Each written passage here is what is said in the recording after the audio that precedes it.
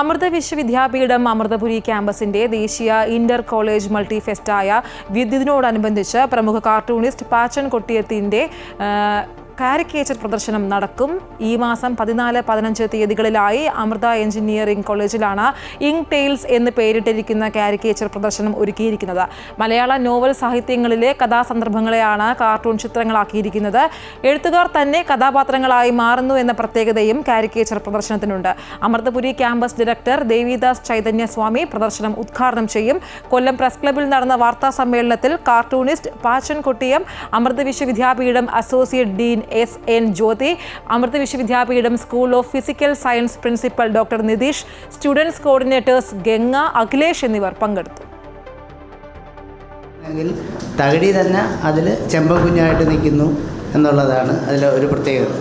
അങ്ങനെ മലയാള സാഹിത്യത്തിൽ 50 സാഹിത്യകാരന്മാർ നോവലിസ്റ്റുകൾ മാത്രമേ ഉള്ളൂ.